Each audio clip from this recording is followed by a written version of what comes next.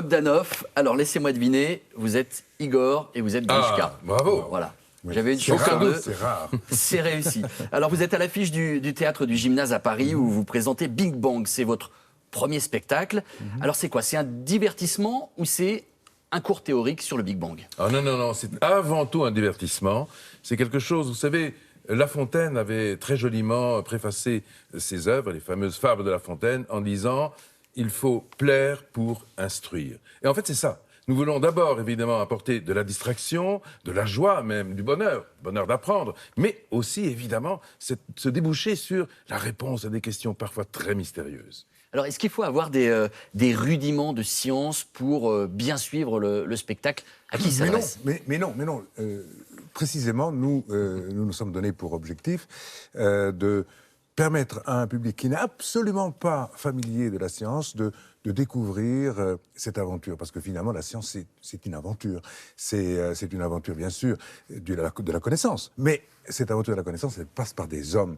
Et ce sont ces hommes que nous avons, grâce à Dominique Coube et à son épouse, qui est Nathalie Vierne, ils se sont mis à deux donc pour réaliser ce spectacle, pour le mettre en scène, pour permettre justement de découvrir cette aventure-là. Et Grishka et moi, nous nous sommes dit qu'au fond, on peut donner raison à Bergson, le philosophe qui a écrit un jour, dans un petit traité qui s'appelle Le Rire, il dit que le rire, c'est le plus court chemin vers le mystère du monde. Bon, ce n'est pas le mystère du monde que nous tentons de découvrir, c'est le mystère de l'univers tout entier. C'est le mystère de l'origine, le mystère de la création du monde. J'ai vu votre spectacle hier soir dans la salle. Il y a quand même un public assez pointu parce qu'ils lisent avec vous les écritures mathématiques. Ils connaissent par cœur la vie des personnages dont vous parlez. Moi, je ne vais pas vous mentir, j'étais un petit peu largué à certains moments. Oui, mais ça fait du bien d'être largué parce que ça permet justement de se dire « Ah, voyons, quelle est la distance que je dois franchir pour arriver à découvrir ?» Par exemple, vous avez montré très justement, désigné des personnages. Ce qui est extraordinaire dans l'aventure du Big Bang, quand on regarde en arrière ce qui s'est passé, cette découverte qui a été faite avec gourmandise, parfois en se mettant en danger, car les personnages qui ont été les héros de cette aventure se sont parfois mis en danger, eh bien, effectivement, on découvre des individus qui sont incroyables. Par exemple, 4 jeunes génies, 4 mousquetaires, comme on les appelait à l'époque à Saint-Pétersbourg, dans les années 20. Ce sont eux qui ont découvert, ils avaient entre 13 ans et 18 ans, vous imaginez ? Alors, des jeunes aussi doués, capables, évidemment, de contredire Einstein et de dire « Ah !» Le Big Bang, ça a eu lieu, alors qu'on pensait jusqu'alors que l'univers était fixe. Igor Grishka. Grishka, ok. Alors, il faut quand même préciser que dans ce spectacle, il y a des vidéos, il y a des scénettes qui sont jouées par des comédiens qui racontent des moments importants de l'histoire du Big Bang. Et il y a un truc absolument incroyable. On découvre, vous intervenez, bien sûr, vous racontez l'histoire, vous accompagnez le spectateur, et on découvre, on va voir ça plutôt à l'écran, parce que je ne sais pas comment le raconter. Ah oui. C'est vous.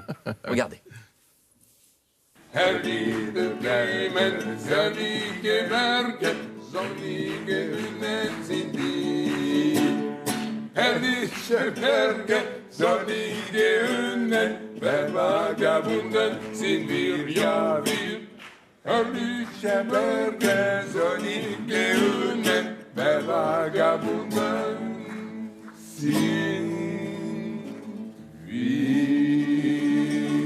Das ist klasse.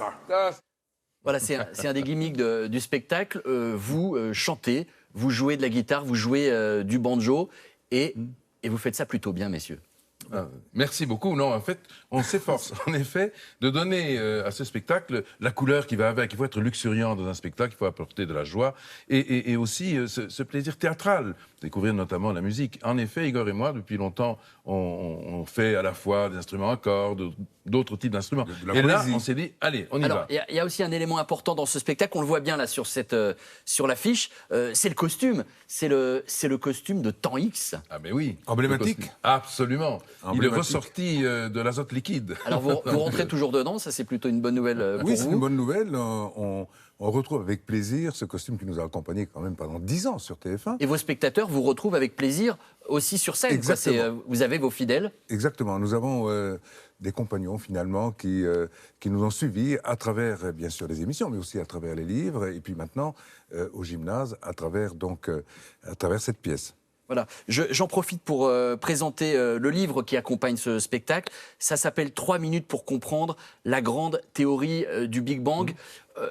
Est-ce que ça vous choque si je vous dis que c'est un petit peu le Big Bang pour les nuls, pour bien comprendre? Non, c'est ça. Non, c'est tout à fait ça. C'est exactement ça, parce que nous avons consacré beaucoup de temps pour chercher les images qui correspondent à tel ou tel événement dans la grande aventure scientifique de cette recherche sur le Big Bang. Et finalement, ça permet à un spectateur, encore une fois, ou un lecteur non averti, de comprendre de quoi est fait ce grand D'ailleurs, mystère. c'est ce que nous a dit le préfacier. Alors, le préfacier nous a fait l'honneur de faire une très belle préface, et figurez-vous que c'est le découvreur de la première lumière. Il s'appelle John Matter, prix Nobel 2006 pour avoir découvert la première lumière de l'univers, que nous montrons dans le spectacle, et il nous dit, vous nous faites partager le Big Bang dans toute son intimité. Grishka, Igor, merci à vous.